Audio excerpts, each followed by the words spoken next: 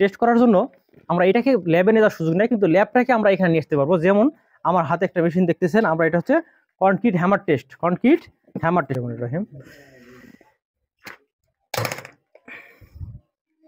আমরা মান পাইছি 31। ভাই লিখেন তো মানগুলো একটু।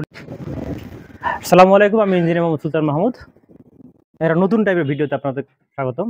নতুন টাইপ আমরা একটা ভিডিও করবো, যে ভিডিওটা আসলে সেটা শুধু ভিডিও নয়, এটা এখানে অনেক শিক্ষণীয় বিষয় আছে।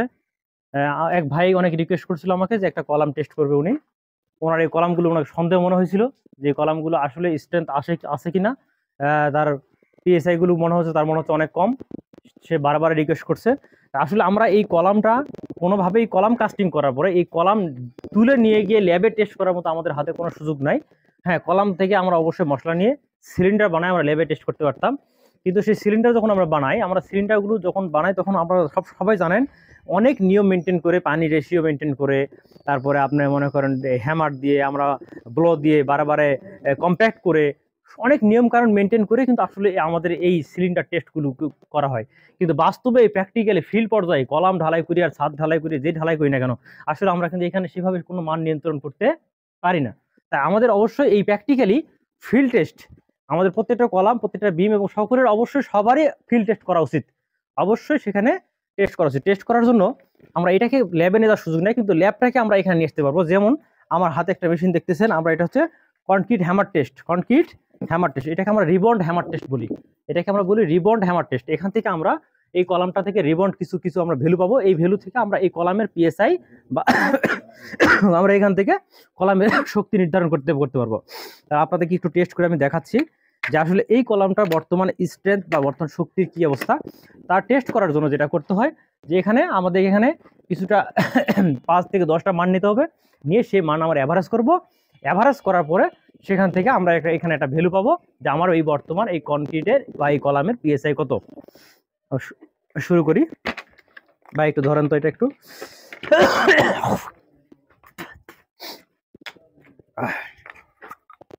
আমরা প্রথমে এখানে একটা ঘষে নিব।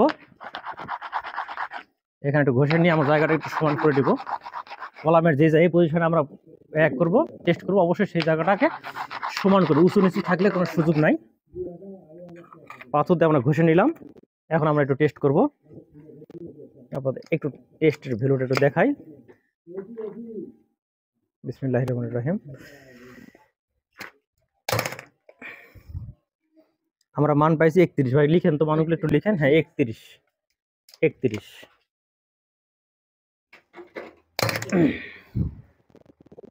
29।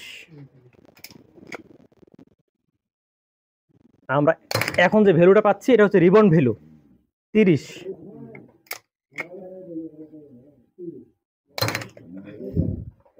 এটাও 30। আর একটা নিব আমরা 32। দেখা একটু। এই যে মান হচ্ছে আমাদের 32 মানগুলো। হ্যাঁ, আবার একটা নতুন সাইড দেন।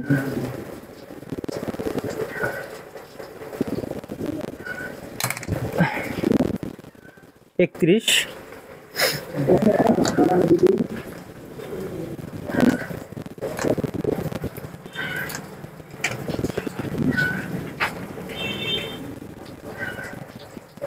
অবশ্যই সমান করে মারতে হবে, কোনো বাঁকা করার সুযোগ নাই।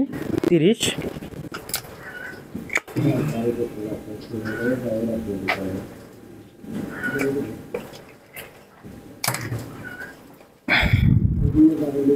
উনত্রিশ।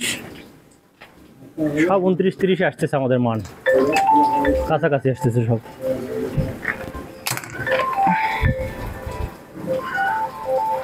27।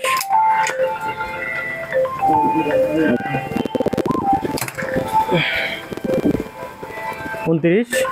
কটা হয়েছে? 5টা হয়েছে। ঠিক আছে, ধন্যবাদ সবাইকে। পরবর্তীতে আপনারা দেখাবো আসলে এই কলামটা স্ট্রেংথ কত আসছে। এখানে হিসাব করে আমাদের এখানে গ্রাফ আছে।